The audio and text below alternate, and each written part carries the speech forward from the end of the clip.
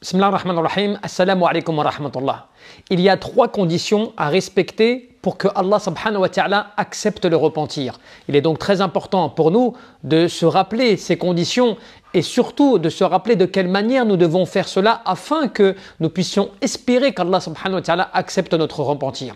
Lorsque tu as commis un péché, lorsque tu as commis quelque chose qui est donc grave en islam ou donc auprès d'Allah subhanahu wa ta'ala, il ne faut pas, surtout pas que tu hésites à te repentir et à revenir vers Allah subhanahu wa ta'ala, quel que soit le péché et surtout sans négliger un temps important. C'est pour ça qu'Ibn al-Qayyim nous rappelait que lorsque la personne commet un péché, il est obligatoire de se repentir rapidement. Il n'est pas permis de retarder le repentir, de repousser le repentir. Et c'est comme cela même que Luqman alayhi salam, al-Hakim, le sage, il disait à son fils, « Ya bunayya, la tu'akhir at-tawbah »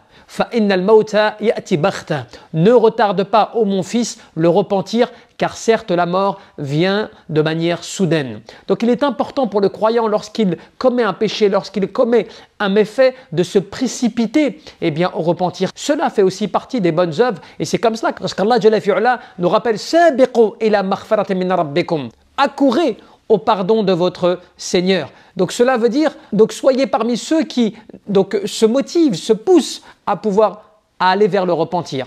Ainsi, il y a ces 3 conditions qui sont importantes, comme l'imam an-Nawawi et d'autres des savants l'ont rappelé. Ces 3 conditions, c'est que lorsque tu commets un péché, la première de ces conditions, c'est la sincérité. Il faut que tu sois sincère lorsque tu te repens, que tu ne sois pas dans une intention de te dire « je me repens et puis on verra, je ne sais pas ce que cela va donner » et ainsi de suite. Il faut que tu sois convaincu et sincère quant au fait de te repentir. Deuxième condition, il faut que tu regrettes bien sûr le péché que tu as commis. Il ne faut pas que ce soit quelque chose pour toi que tu ne considères pas trop grave ou pas si grave. Il faut vraiment que tu regrettes ce péché et que tu te rendes compte que ce péché est quelque chose qu'il ne fallait pas que tu fasses. Troisième condition, c'est le fait de te résigner à ne plus refaire ce péché. Ce qui veut dire aussi fermer les portes qui peuvent t'amener à ce péché. Beaucoup de personnes, elles se repentent et puis souvent, ils laissent aller encore d'autres voies, d'autres choses qui peuvent les ramener d'une manière ou d'une autre, directement ou indirectement, au péché. Non, il faut fermer toutes les portes qui peuvent t'amener à ce péché. Et enfin, l'imam an-Nawawi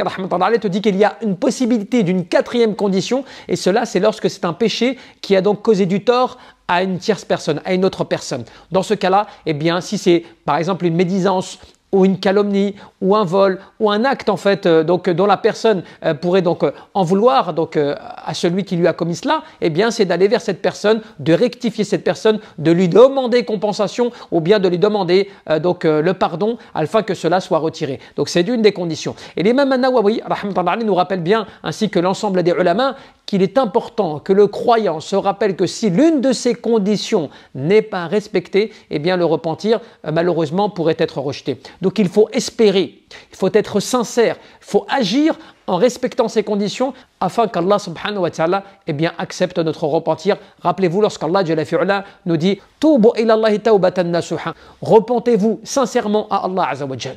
Wallahu a'lam, barakallahu fikum, wassalamu alaikum wa rahmatullah. إلى سبيل ربك بالحكمة والموعظة الحسنة